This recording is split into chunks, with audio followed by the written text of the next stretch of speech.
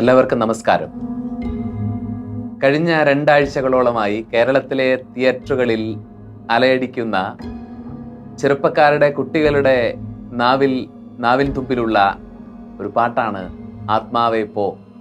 ഓജോ board എന്ന നിഗൂഢമായ കളിയെ അതിലേർപ്പെടുന്ന ഒരുപറ്റം ചെറുപ്പക്കാരുടെ ജീവിതത്തിലുണ്ടാവുന്ന ഭയപ്പെടുത്തുന്നതും രസകരവുമായ അനുഭവങ്ങളെ മുൻനിർത്തി രോമാഞ്ചം എന്ന സിനിമയാണ് വീണ്ടും ഓജോ ബോർഡ് എന്ന നിഗൂഢ വിദ്യയെ പൊതുശ്രദ്ധയിലേക്ക് കൊണ്ടുവരുന്നു. അതൊരു തട്ടിപ്പാണെന്ന് പറയുന്ന ആളുകളുണ്ട്.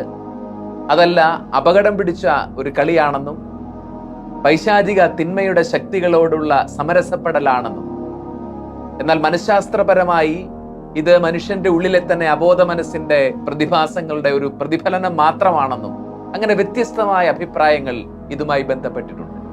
എന്താണ് ഓജോ ബോർഡ്? അതൊരു അപകടം പിടിച്ച കളിയാണ്. ശാസ്ത്രം, മതം അതിനെ എങ്ങനെ വീക്ഷിക്കുന്നു? ഈ ഒരു കാര്യങ്ങളെ കുറിച്ചാണ് ഈ ഒരു എപ്പിസോഡിൽ നമ്മൾ ചിന്തിക്കുന്നത്. ഓജ എന്ന വാക്കിന്റെ അർത്ഥം പുരാതന ഈജിപ്ഷ്യൻ ഭാഷയിലെ ഗുഡ് ലക്ക്, ഭാഗ്യം എന്നതാണ് എന്നും, അതല്ല ഫ്രഞ്ച്, ജർമ്മൻ വാക്കുകൾ ചേർന്നാണ് അത് എന്ന അർത്ഥത്തിലുള്ള ഓജ എന്ന വാക്ക് ഉണ്ടായതെന്നും വ്യത്യസ്തമായ അഭിപ്രായങ്ങൾ ഈ പദത്തിന്റെ ഉൽപ്പത്തിയെക്കുറിച്ചും. 1840കളിൽ അമേരിക്കയിലെ ആഭ്യന്തര യുദ്ധത്തിന് ശേഷമാണ് ഇത് അവിടെ പ്രചാരം നേടുന്നു. വളരെയധികം ആളുകൾ കുടുംബങ്ങളിൽ നിന്ന് മരണപ്പെടുകയും പലരുടെയും മൃതശരീരങ്ങൾ പോലും മരിച്ചോ ഇല്ലയോ എന്ന് പോലും കുടുംബാംഗങ്ങൾക്ക് തീർച്ചയില്ലാതിരിക്കുകയും ചെയ്തപ്പോൾ മരിച്ചവരുടെ ആത്മാക്കളോട് സംസാരിക്കാൻ കഴിയുമെന്ന് അവകാശപ്പെടുന്ന സ്പിരിറ്റിസ്റ്റുകൾ അഥവാ മൃതസന്ദേശ വിദ്യക്കാർ, നെക്രോമാൻസി എന്നറിയപ്പെടുന്ന മൃതസന്ദേശ വിദ്യക്കാർ, ഇവരൊക്കെ രംഗത്ത് വരികയും ഓജോ ബോർഡിന്റെ സഹായത്തിലൂടെ മരിച്ചവരുടെ ആത്മാക്കളോട് സംസാരിക്കാമെന്ന് അവകാശപ്പെടുകയും ആഭ്യന്തര യുദ്ധത്തിന്റെ പ്രിയപ്പെട്ടവരുടെ വേർപാടിൽ തകർന്നിരുന്ന അനേകർ ഇതിലേക്ക് ആകർഷിക്കപ്പെടുകയും ചെയ്യുകയാണ്. പിന്നീട് 1800ന്റെ അവസാന കാലങ്ങളിൽ ചാൾസ് കന്നാഡ് എന്ന് പറയുന്ന മനുഷ്യൻ ഓജോ ബോർഡിന്റെ പേറ്റന്റ് ഏറ്റെടുക്കുകയും അതൊരു വിനോദ ഉപകരണം എന്ന നിലയിൽ വ്യാവസായികമായി പ്രചരിപ്പിക്കുകയും ഉൽപ്പാദിപ്പിക്കുകയും ചെയ്തതോടുകൂടിയാണ് ലോകമെങ്ങും ഓജോ ബോർഡ് പ്രചാരം നേടുന്നത്. തുടക്കം മുതൽ മൃതസന്ദേശ വിദ്യക്കാരുടെയും ആത്മാക്കളോട് സംസാരിക്കാൻ കഴിയുമെന്ന് അവകാശപ്പെടുന്ന സ്പിരിറ്റിസ്റ്റുകളുടെയും നിയന്ത്രണത്തിലായിരുന്നു ഓജോ ബോർഡ് എന്നുള്ളത് കൊണ്ട് തന്നെ അത് മനുഷ്യ മനസ്സിൽ നിഗൂഢതയും ഭീതിയും ആശങ്കയും അരക്ഷിതാവസ്ഥയും ജനിപ്പിച്ചിരുന്നു എന്നുള്ളതിന് സംശയമില്ല. സാത്താൻ മതക്കാരായിട്ടുള്ള അനേകർ അതിന്റെ കടുത്ത ഓജോ ബോർഡിന്റെ ആരാധകരായിരിക്കുകയും അതുകൊണ്ട് തന്നെ തിന്മയുമായി, പിശാചുമായിട്ടുള്ള ഒരു സമരസപ്പെടലായി ഇതിന്റെ ഉത്ഭവകാലം മുതൽ ഇതിനെ ആത്മീയമായി ചിന്തിക്കുന്നവർ വിലയിരുത്തുകയും ഭയപ്പെടുകയും മുന്നറിയിപ്പുകൾ നൽകുകയും ചെയ്തിട്ടുണ്ട്. കേരളത്തിൽ ഓജോ ബോർഡ് പരസ്യമായി ഒരു ചർച്ചാ വിഷയമാവുന്നത് 2004 അപരിചിതൻ എന്ന സിനിമ പുറത്തിറങ്ങിയതിലൂടെയാണ്. അന്ന് തിയേറ്ററുകളിൽ ഫ്രീ ആയിട്ട് പോലും ഓജോ ബോർഡുകൾ വിതരണം ചെയ്തിരുന്നിട്ടുണ്ട്. ഹോസ്റ്റൽ മുറികളിൽ വിളക്കുകൾ അണച്ച് മെഴുതിരി കത്തിച്ച് വെച്ച് ആത്മാവിന്റെ വരവും പ്രതീക്ഷിച്ച് കുട്ടികളും ചെറുപ്പക്കാരും ഇരിക്കുന്നത് നിത്യസംഭവമായിട്ട് അക്കാലത്ത് മാറുകയും ഭയത്തിലും ഉത്കണ്ഠയിലും നിരാശയിലുമൊക്കെ മാനസിക പ്രശ്നങ്ങളിലുമൊക്കെ അനേക ചെറുപ്പക്കാർ അകപ്പെടുകയും ചെയ്തതിന്റെ ഞെട്ടിപ്പിക്കുന്ന കഥകൾ ധാരാളമായി പുറത്തു വരികയും ചെയ്തിട്ടുണ്ട്.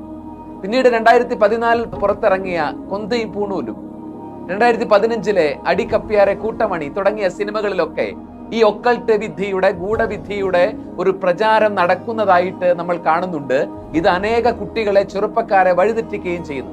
ഈ ഒരു പശ്ചാത്തലത്തിൽ നമ്മുടെ ചെറുപ്പക്കാരിൽ, കുട്ടികളിൽ ഓജോ ബോർഡ് അപകടകരമായ സ്വാധീനം ചെലുത്താൻ ഇടയുണ്ടോ?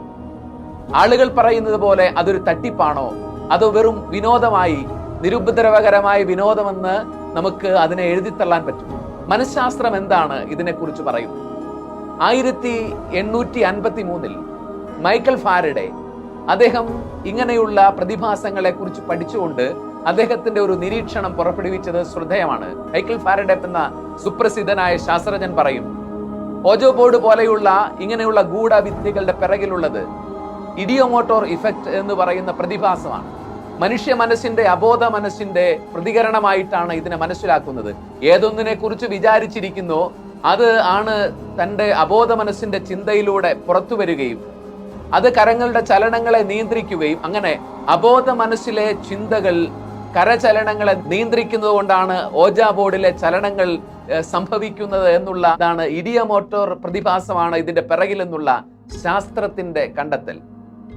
അപ്പോൾ അബോധ മനസ്സിലെ ഭയം, ചില ധാരണകൾ, ചില ചിന്തകളാണ് ചലനങ്ങൾക്ക് പിറകിലെ കാരണമായിട്ട് നിൽക്കുന്നത്. ആത്മാവല്ല, അല്ലെങ്കിൽ ഏതെങ്കിലും പൈശാചിക സ്വാധീനങ്ങളല്ല എന്നുള്ളതാണ് ശാസ്ത്രത്തിന്റെ നിഗമനം. ഇനി എന്താണ് ഈ ഓജാ ബോർഡ് എന്ന് പറയുന്നത്? ഇംഗ്ലീഷ് അക്ഷരമാലയിലെ എ മുതൽ ഇസഡ് വരെയുള്ള അക്ഷരങ്ങൾ മഴവില്ലിന്റെ ഷേപ്പിൽ രേഖപ്പെടുത്തുകയും അതുപോലെ തന്നെ 0 മുതൽ 9 വരെയുള്ള അക്കങ്ങളും യെസ്, നോ, ഗുഡ് ബൈ തുടങ്ങിയ വാക്കുകളും ചില പ്രത്യേക ഗൂഢ മുദ്രകളും രേഖപ്പെടുത്തിയിട്ടുള്ള ഒരു ചതുരത്തിലാണ് ഓജാ ബോർഡ് ഉൾക്കൊള്ളുന്നത്. അതോടൊപ്പം തന്നെ പ്ലാൻഷെ എന്ന് പറയുന്ന ത്രികോണാകൃതിയിലുള്ള ഒരു ഉപകരണമുണ്ട്. അതിൽ വിരൽ ചേർത്ത് വെച്ചിട്ടാണ് ആത്മാവ് ഈ അക്ഷരങ്ങളിലൂടെ അല്ലെ അക്കങ്ങളിലൂടെ ചോദ്യങ്ങൾക്ക് ഉത്തരം നൽകാൻ വിരലുകളെ ചലിപ്പിക്കുമെന്നുള്ള വിശ്വാസവുമാണ് ഇതിന്റെ പിറകിലുള്ളത്. മതം, ആത്മീയത, വളരെ വിശേഷമായി ക്രൈസ്തവ വിശ്വാസം ഈ ഗൂഢവിദ്യയെ അല്ലെങ്കിൽ നിഗൂഢമായി കളിയെ എങ്ങനെയാണ് നോക്കിക്കണ്ടിട്ടുള്ളത്? ഇത് പ്രചരിച്ച കാലം മുതൽ തന്നെ കത്തോലിക്ക സഭ, ക്രൈസ്തവ സഭകൾ ഇത് വളരെ നിരുപദ്രവകരമായ ഒരു വിനോദ ഉപാധിയാണ് എന്നുള്ള ഇതിന്റെ പ്രചാരകരുടെ വാദങ്ങളെ അപ്പാടെ തള്ളിക്കളയുകയും ഇത് അപകടം പിടിച്ച ഒരു കളിയാണെന്ന് കൃത്യമായി പറയുകയും ചെയ്തിട്ടുണ്ട്. മനഃശാസ്ത്രം ഇതിന്റെ പിറകിൽ ഇഡിയോമോട്ടോർ പ്രതിഭാസമാണ്, അബോധ മനസ്സിന്റെ പ്രവർത്തനമാണെന്ന് പറയുമ്പോഴും ഇത് വ്യക്തികളെ കടുത്ത ഒറ്റപ്പെടലിലേക്ക്, ഭയത്തിന്റെ അടിമത്വത്തിലേക്ക്, ഉത്കണ്ഠയിലേക്ക്, മറ്റുള്ളവരിൽ നിന്ന് ഉൾവലിഞ്ഞ് തനിച്ച് നിൽക്കാനുള്ള പ്രവണതയിലേക്ക്, തെറ്റായ ചിന്തകളിലേക്ക്, ഗൂഢപ്രവർത്തനങ്ങളിലേക്ക്, സ്വഭാവ വൈകല്യങ്ങളിലേക്ക്, ചിന്താശക്തിയുടെ തകർച്ചയിലേക്ക് കൊണ്ടുപോകുമെന്ന് വളരെ കൃത്യമായി പറയുന്നു. അതുകൊണ്ട് തന്നെ കത്തോലിക്ക സഭ ഈ ഒരു കളിയെ വെറും ഒരു കളിയായിട്ടല്ല, അപകടം പിടിച്ച ഒരു ഗൂഢവിദ്യയുടെ പ്രകടനമായിട്ട് തന്നെയാണ് ആരംഭം മുതൽ കണക്കാക്കുന്നത്.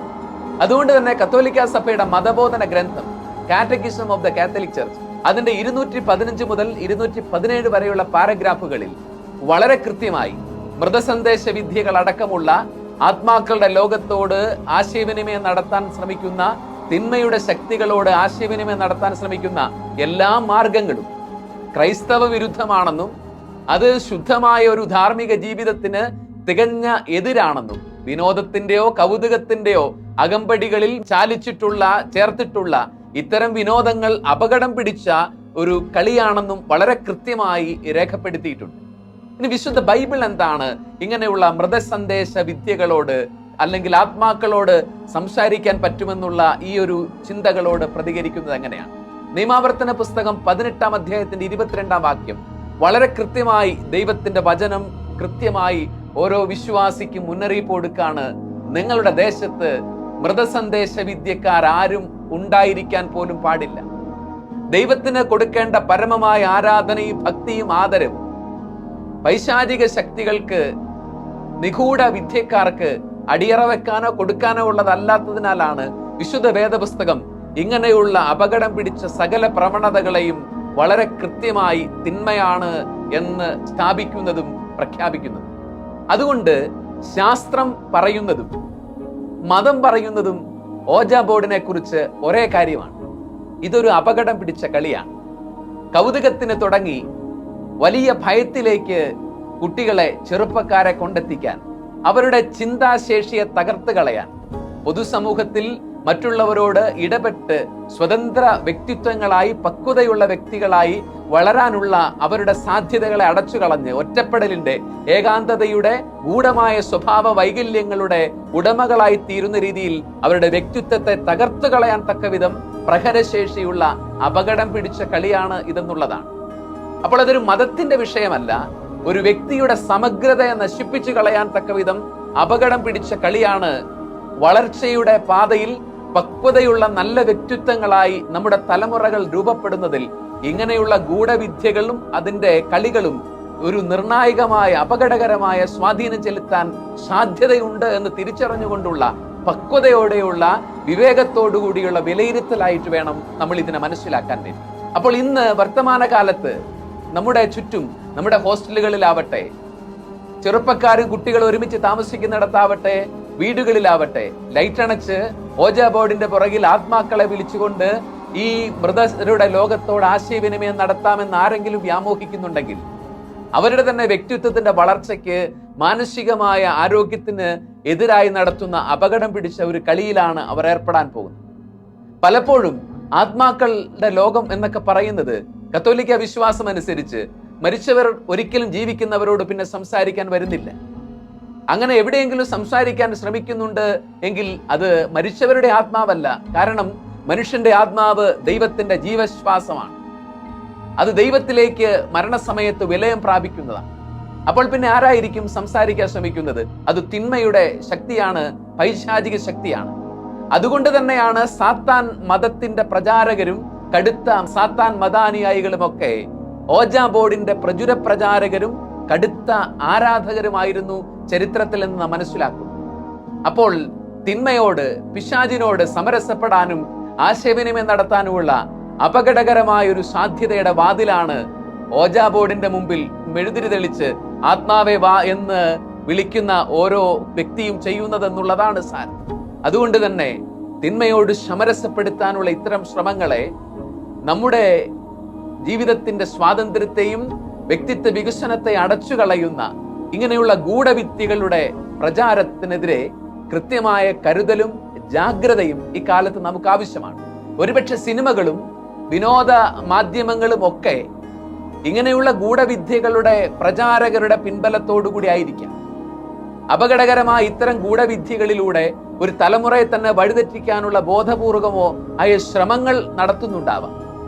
ജാഗ്രതയുടെ ഒരു ഉൾക്കണ്ണ് ഉണ്ടായിരിക്കുക എന്നുള്ളതാണ് വളരെ പ്രധാനപ്പെട്ട കാര്യം. ദൈവത്തിൽ വിശ്വസിക്കുക.